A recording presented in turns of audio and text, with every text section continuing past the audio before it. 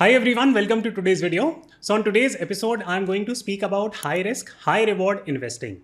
This video is not recommended for people who are just getting started in investing. Please skip this, you don't need to watch this. But yes, if you want to learn about new age finance, kuch naye options are in the market. A lot of YouTubers have been making videos around it. But those videos are sponsored, so they say good things only. On this video, I'm going to discuss new age investment instruments which are picking up in the market. A lot of startups are getting built. So I will discuss those options in a point blank format. This is not a sponsored video, as you yourself will see.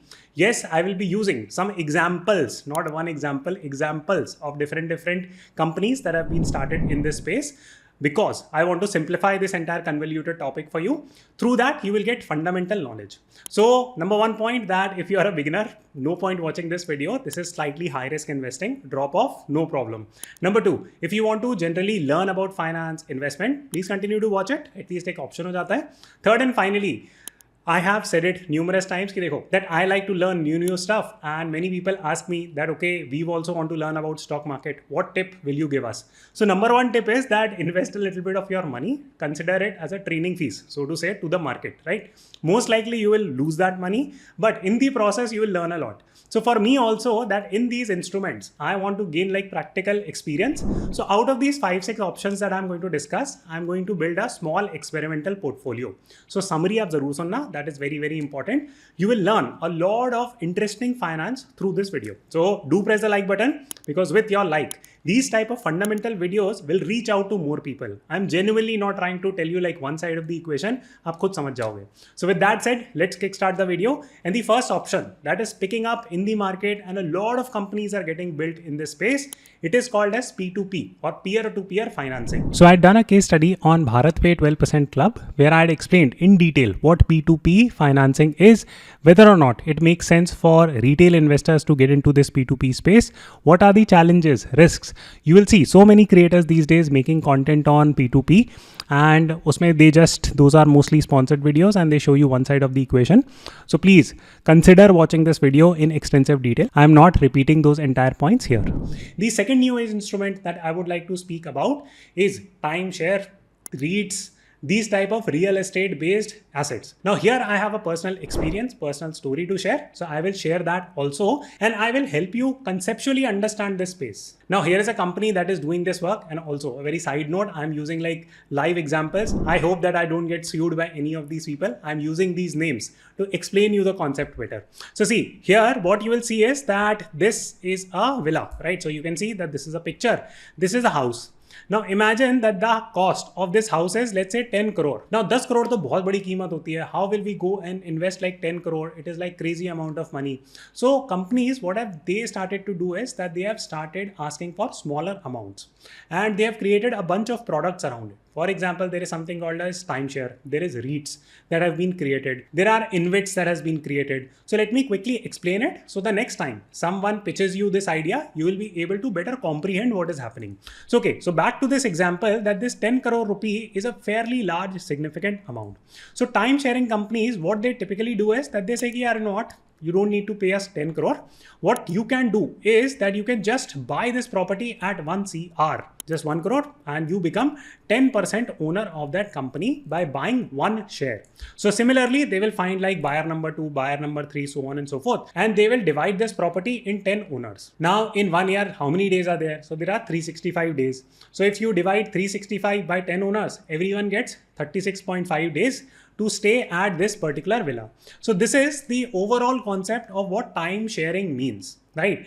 Many a times the ideas are pitched कि यार, you know, this 10 crore villa आप खरीद नहीं सकते. So you just buy and become a property owner at 1 CR just by buying like one share in this property. Is the model fundamentally sound? What is the proposition behind it? Does it make any sense? Not make any sense? So see, here I'm not saying good bad things about this particular startup. I'm simply going to share you my experience, because right now in Goa, I'm building a resort, right? And that in itself, if I want, I can, you know, open it up to the entire community. I'll say, yaar, aage time share kar lo mere saath, right? I'm building all these villas. Bhankar rental milega, and you will see all good things. So I will explain it by using that example, but let me quickly complete the thought by showing you what type of offers that they are running. For example, if you buy one share, then you will have to buy 31 lakhs and you get 10% ownerships or 35 days of property. Now अब आपके एक दो natural questions आएंगे यहाँ पे कि अच्छा I have purchased this particular property, how will I make return, right? Because I will own my property for 36.5 days, right? Now what might happen is that you might be able to rent these 36.5 days. You might say कि I don't want to live in this villa for that period of time. I would want to rent my 36.5 days out. So this company would do rental management. For example, Airbnb pe they might put your villa, all that stuff, and whatever money you might be making. So for example, hypothetically in a month, you might end up making, let's say 1.5 lakhs, right? So for 30 days, they will pay you this rent, right? So that might happen. So they might do rental management. So this is one way that you might make return. The second way would be कि आप इस arrangement में आ गए, that you have entered this arrangement, you have purchased one share. Now after 5 years, you decide that I want to sell my property. Now at the time of buying the property price might have been 10 crore. Now that property price might become 15 CR. So how much has the property appreciated by? So it has gone up by 50%. So on your investment of 1 CR, you might be making 1.5 CR, right? So this is the amount of money that the company might pay you. So this is the entire model. I hope that you got the concept of timeshare. Pro is that you might have to invest very less amount. You can rent it out also in terms of Airbnb rentals, and there is property appreciation. So you are able to flip that property and make money. Now, what are the cons? Now for that, let me take you to my Airbnb villa project and let me explain you the dynamics behind it, because मुझे अपना कुछ Airbnb बेचना नहीं है किसी को. Yes, I will be starting and opening up that Airbnb for all of you. You guys are more than welcome to stay there. I have zero intent of selling my real estate, bringing like external partners, all that stuff I don't do.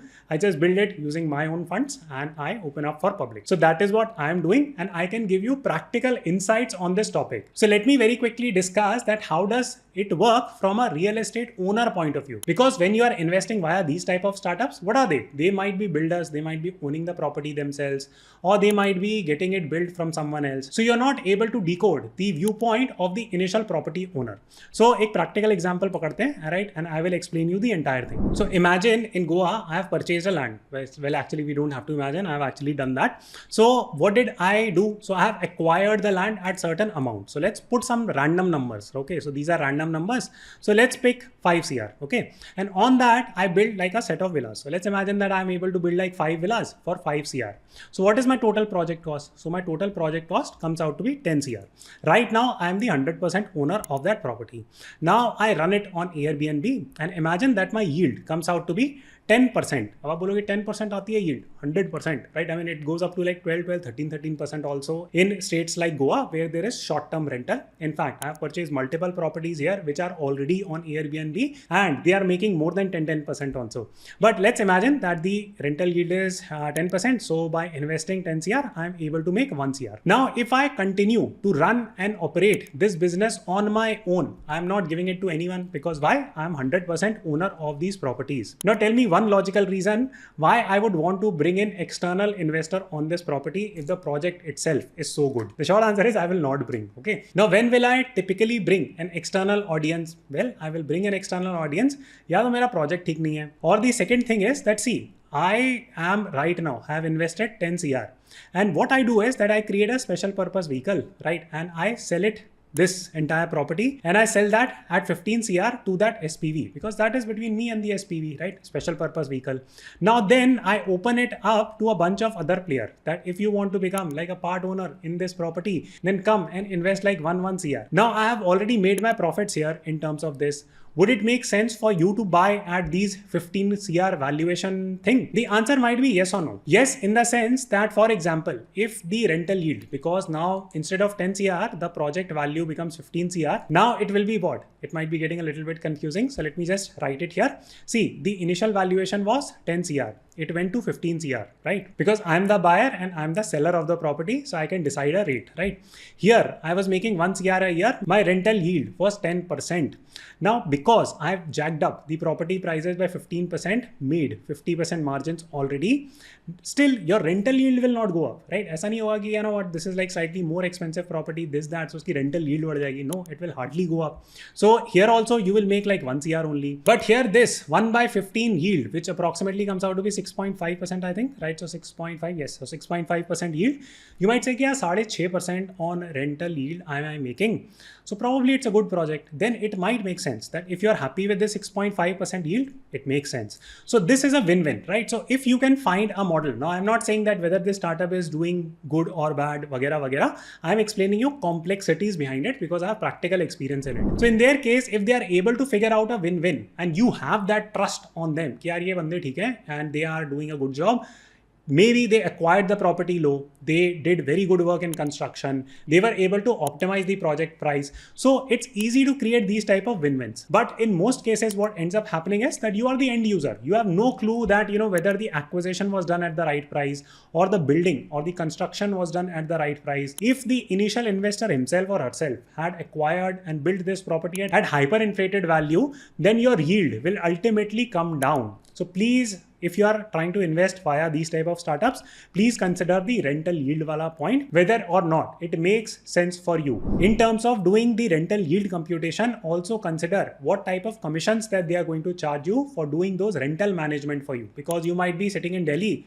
owning a villa in Goa, someone is doing that Airbnb rental for you, and bhai sahab, they are taking like 30-40% of your revenue stream only, right? So that does not make sense. Factor all this at the time of considering the rental yield. Just don't go by whatever is quoted on the website. Now a variant of this is, Akshat, you have spoken about like something highly complicated about like timeshare, this, that. Any other model here? Yes, REITs is a model which is listed on the stock exchange. For example, there is a company called as Embassy REITs. Now that is one of the oldest REITs in India that has been listed on the exchange. They also say the same thing. For example, instead of buying one share, because here I gave you the example that 10 CR is the property price. You are buying one share at 1 CR. So that 1 CR ticket size is also very, very high. इतना पैसा हो सकता नहीं हो. So can you invest like 500 rupees or like 1000 rupees in real estate and own real estate? So people talk about REITs. Now, in order to buy REITs, what do you need to do? You simply need to go on your Zerodha, Grow, Upstocks, Mstocks, these type of accounts, and simply go and buy a company called as Embassy REITs or whichever REITs you want to buy. And you will feel very happy. मैं तो real estate owner हो गया. No, you are not. You are not owning the property there. Now, whether you are buying timeshare, whether you are buying REITs, what are you exactly owning? You are owning a share in a real estate. You are not owning a real estate. That is the simple point that you need to understand. It is genuinely no different from owning like 5 shares in Hindustan Unilever versus owning 5 shares in REITs. So do I invest in REITs? 0 rupee ever invested, and I will invest 0 rupee in REITs ever. Maybe I will invest someday in timeshare if I get a good timeshare that I can thoroughly investigate, right? But REITs does not make any sense. Why is that the case? Again, please take a look at Embassy REITs. When did it open? It opened in 2019. 2020, the dividend yield that they give you, they claim that they are giving roughly 9%. So आप उतना भी पकड़ लो. Then also, you are not making more money than fixed deposit in terms of risk reward that you have to go through. So it's better to just simply invest your money in Nifty 50 from that perspective. So this is what I'm trying to tell you. Just to very quickly encapsulate this REITs, InvITs and all this stuff. InvITs, very quickly helping you understand what InvITs means. So InvITs are slightly more broader project. They are entire infrastructure based. And again, there are listed InvITs in which you can invest your money. REITs, on the other hand, they are what? They are mostly commercial in nature. That, for example, shops ho gayi, Airbnb project ho gaye, all that stuff. So those are rent generating assets. InvITs are broader infrastructure projects. So when it comes to REITs, InvITs, timeshare, so unless you yourself can go investigate the property, owners themselves help you understand all that yield computation, vagera, vagera, please don't go and invest in it. Now comes the third option that is gaining a lot of popularity now. It is micro cap investing.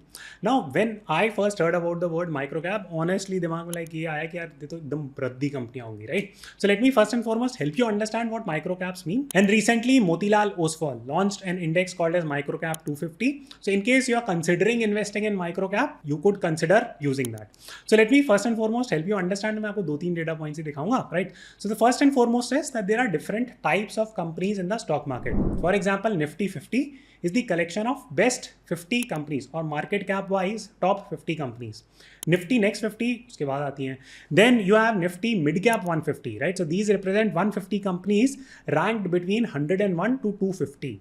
Then if you consider the ranking of small caps, then these are companies from the rank 251 to 500. जो micro cap होते हैं, right? They are beyond 500. So top 500 companies आप हटा दो. So between 501 and 750. So that is what micro cap index by Motilal Oswal caters to. Now comes the natural question कि यार should we invest in this? Because many a times we have heard that small caps give like crazy returns, mid caps give like crazy returns. So does it make sense to go to micro caps? Well, my answer would be a no, right? Why?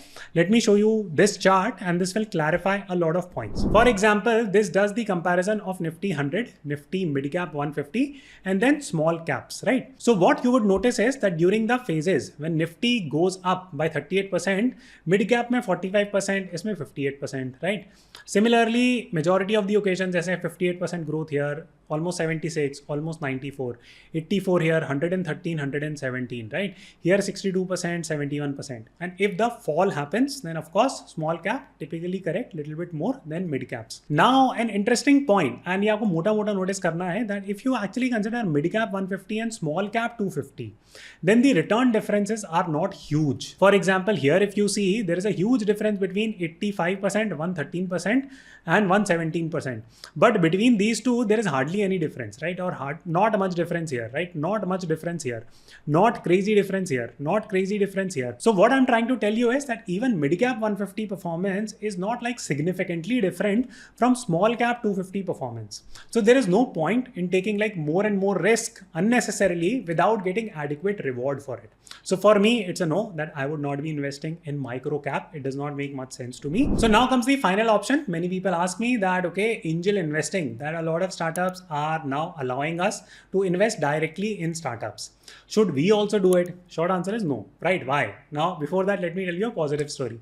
So last year I invested in a startup, right? And it has given me 10x return, 10 times returns.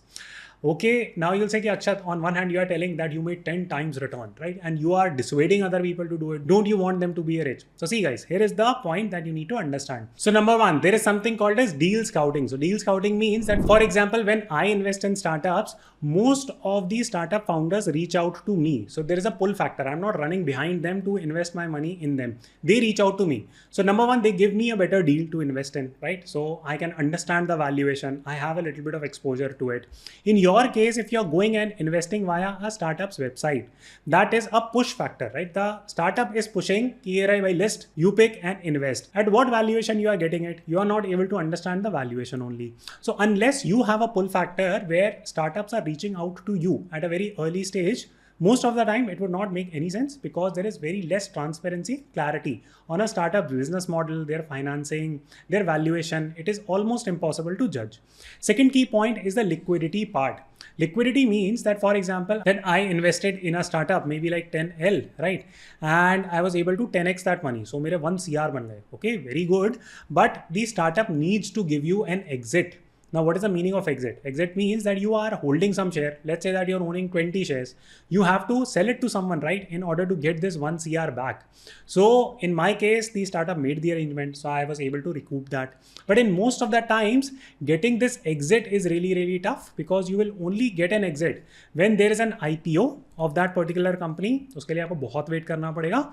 Or if some other investor buys you out, right? So both these scenarios are very, very difficult to accomplish. So please understand the second point.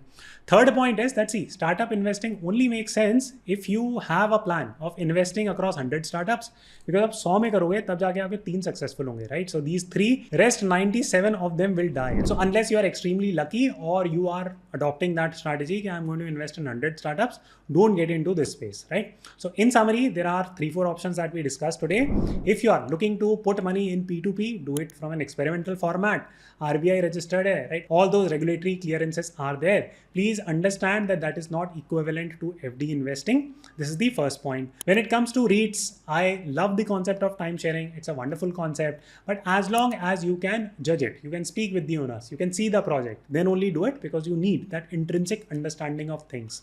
Don't invest in REITs. That's my personal opinion. Finally, when it comes to angel investing, unless you have a plan, 100 startups में करना है, there is no point in getting into that space. I hope that you learned something new here. In case you're interested in learning how to build an Airbnb business, here is a video that I've done Please watch it. You will understand completely how to build a startup. I've used my own experience, taught you how to build an Airbnb startup. So please take a look at this video, and I hope that you enjoyed this video, and I'll see you soon.